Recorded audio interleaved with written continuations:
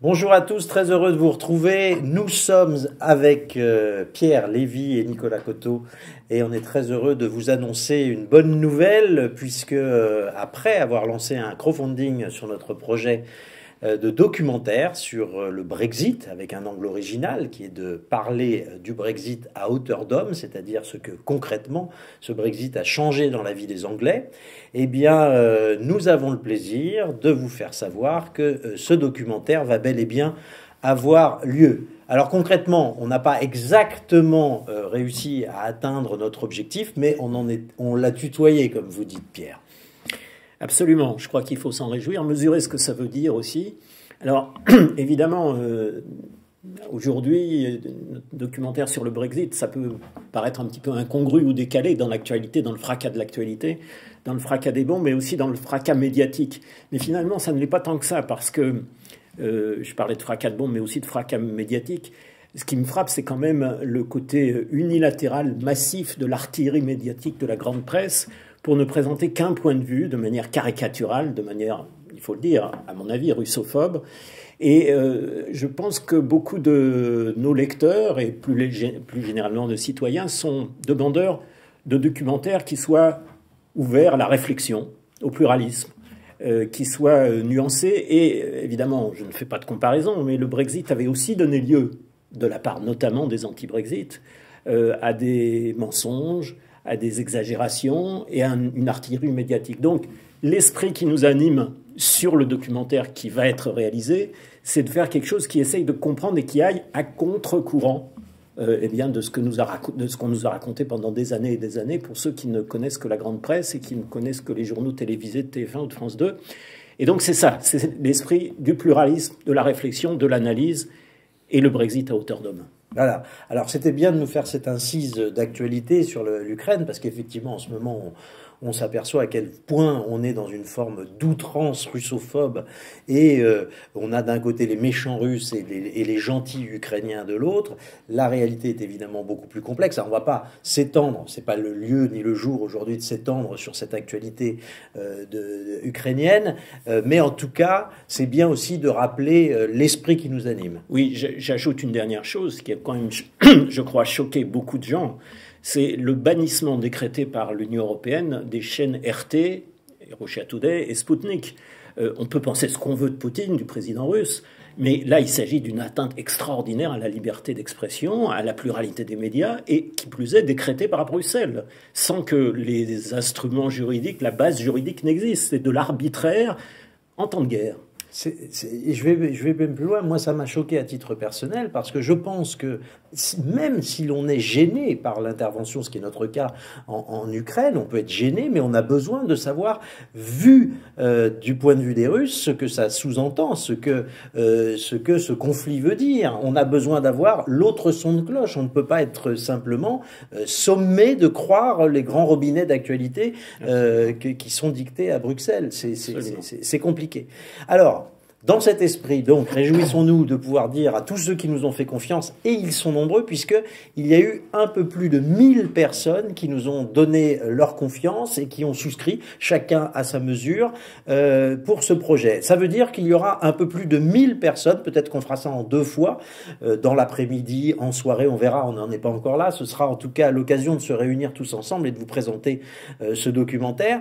Donc, ce documentaire, Pierre, vous pouvez le rappeler, sera diffusé, présenté en avant-première le 20 septembre. Le 20 septembre prochain, alors ça peut paraître loin, mais il s'agit d'un anniversaire extrêmement symbolique, puisque c'était le jour 30 ans précisément, jour pour jour, après le référendum sur le traité de Maastricht. Et pour beaucoup de nos lecteurs, de vos lecteurs, et pour beaucoup de citoyens, c'est évidemment une date repère. C'est là où, d'une certaine manière, l'Union européenne et l'intégration européenne a commencé à trembler sur ses bases, même si finalement le oui l'a emporté d'un cheveu. Et donc tout ça n'est pas un hasard. On se réjouit de pouvoir le 20 septembre prochain vous accueillir tous, en direct ou à distance, pour cette présentation sur ce jour hautement symbolique. Bien. Alors, évidemment, d'ici le 20 septembre, on vous donnera régulièrement des nouvelles de l'avancement de nos travaux et puis du tournage de ce documentaire. C'est un peu le sens aussi de votre présence, Nicolas. Donc je rappelle que vous êtes réalisateur spécialisé un peu dans les conflits, parce que vous faites souvent des reportages de guerre. Alors là, il ne s'agit pas d'un reportage de guerre, mais bien un reportage en temps de guerre, mais en Angleterre, qui est en paix jusqu'à nouvel ordre. Ça peut changer, on ne l'espère pas. Alors, Nicolas, parlez-nous un peu des étapes de réalisation de ce documentaire. Et pour l'instant, on a déjà commencé à rechercher ce qu'on appelle nos personnages sur le terrain, ces témoins, ces gens que l'on va suivre. C'est le Brexit vu du peuple. Donc on va choisir des gens que l'on va suivre durant quelques jours. Donc pour ça, on fait appel à différents fixeurs sur place, à des relais que l'on peut avoir. Donc ça, on a déjà commencé cette partie-là. J'en profite pour lancer un appel à tous nos abonnés de Front Populaire qui vivraient en Angleterre. Ils peuvent connaître autour d'eux un certain nombre de témoins qui peuvent être intéressés et intéressants à suivre. Donc, on a reçu d'ailleurs il y a peu de temps un étudiant qui nous a contacté pour nous proposer ses services. Ça nous aide évidemment. Absolument. Donc voilà, ça c'est la première étape. Ensuite, la seconde étape sera de partir pour le tournage en lui-même. Donc, on prévoit de faire ça au printemps, sans doute au mois d'avril. Enfin, on peut jamais être sûr un jour près. Un tournage qui durera sans doute une quinzaine de jours, peut-être un peu plus. Ça, tout dépendra des gens qu'on va suivre, de leur calendrier, d'une autre. Enfin, ça, c'est pas une science exacte. Et ensuite, ce sera le moment du dérochage et du montage qui aura sans doute lieu au mois de mai ou au mois de juin. Pour se laisser un peu de temps, si on a une diffusion au mois de septembre. Il faut savoir que dans nos métiers, un documentaire qui fait entre 50 et 70 minutes, on n'a pas encore fixé exactement la durée. Ça dépendra aussi du matériel qui sera à notre disposition. Ce qui est bien, c'est que puisque nous ne sommes pas tenus par le formatage des chaînes, on pourra aller on pourra déborder des fameuses 52 minutes, qui est un exercice très contraignant finalement. Et bien, ce travail-là, il prend du temps parce que on dit qu'on monte à peu près 3 minutes par jour. Hein, c'est les usages dans nos métiers, c'est 3 minutes de montage par jour. Donc quand on veut faire 70 minutes, vous voyez que ça représente quelque chose d'assez conséquent. Donc ce montage aura lieu à partir on va dire, du début de l'été, début de l'été, en juin, et puis il durera une grosse partie de l'été, pour que nous soyons prêts le fameux 20 septembre, cher à Pierre, qui, je le rappelle, anime le journal Rupture. Rupture qui est un mensuel, qui est un mensuel spécialisé dans l'actualité, on va dire souverainisme, mais l'actualité internationale. C'est-à-dire c'est une autre vision de l'actualité. Et l'actualité européenne tout particulièrement. Et là, en ce moment, malheureusement, les dirigeants européens, les dirigeants bruxellois et les dirigeants dans les différentes capitales ne se privent pas de plastronner en quelque sorte en essayant, alors même que les contradictions, les querelles étaient nombreuses entre les différentes instances et au sein entre les pays, eh bien nous analysons mois après mois l'actualité évidemment à cette lumière-là et l'arrogance qui est la leur en ce moment. Alors on va voir comment les événements vont se dérouler. Nul n'est prophète, mais en tout cas, évidemment, l'actualité est notre matière première, en quelque sorte. Et tous ceux qui s'intéressent de manière engagée et de manière aussi comme citoyens à cette actualité européenne sont les bienvenus à la lecture de notre mensuel, qui est, je le rappelle, distribué exclusivement sur abonnement. Tout à fait. Alors, justement, Rupture sera aussi là pour cette fameuse avant-première qui aura lieu le 20 septembre. Ce sera l'occasion, évidemment, de parler avec les gens qui sont invités. Ce sera l'occasion d'une soirée débat avec Rupture, avec l'équipe de Front Populaire, après la projection du documentaire. Je voudrais revenir quelques instants sur le documentaire. Ces fameux Anglais que nous allons suivre dans leur quotidien. Comment vont-ils être repérés?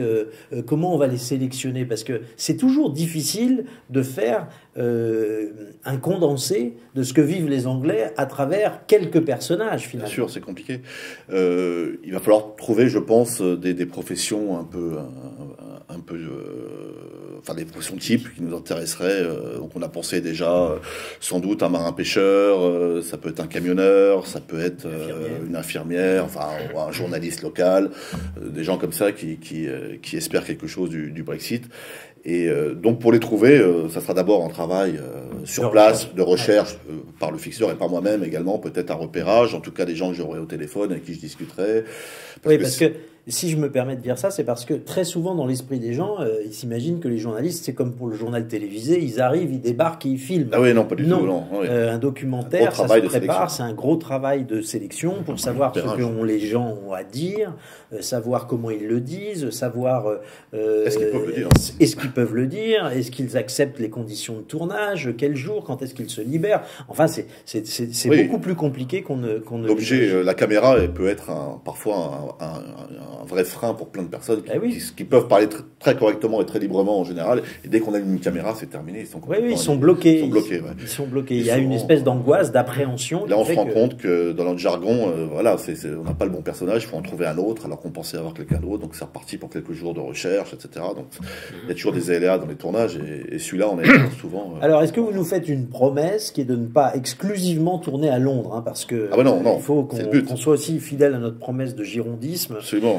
Enfin, je parle de Front Populaire plus encore que de rupture, mais il se trouve que nous, on apprécie beaucoup d'avoir des points de vue qui soient des points de vue différents. Il n'y a pas que les gens qui habitent dans ces grandes métropoles qui sont très mondialisées, dont la vie compte. Non, on y a pensé avec Pierre, effectivement. C'est d'autant plus pertinent qu'il nous faudra aller dans les régions qui ont le plus voté pour le Brexit, c'est-à-dire les régions ouvrières, les régions populaires, du Midlands, du nord de l'Angleterre, et puis aussi peut-être en Écosse, peut-être en Irlande du Nord, et en tout cas dans les régions où les classes populaires ont fait gagner le Brexit, en quelque sorte. Et ce n'est pas à Londres, c'est clairement pas à Londres, puisque Londres a en effet ce visage d'une métropole mondialisée, avec des élites hors sol. Alors, je caricature, il n'y a pas que ça, bien entendu, mais enfin, c'est un peu la loi des grandes métropoles européennes. Et donc, c'est bien dans le Royaume-Uni profond, au-delà de l'Angleterre d'ailleurs, qu'il nous faudra trouver nos interlocuteurs. J'ajoute peut-être une idée, c'est quelque chose qui est encore en réflexion, mais peut-être serait-il utile, parce qu'il y a eu quelques documentaires sur le Brexit.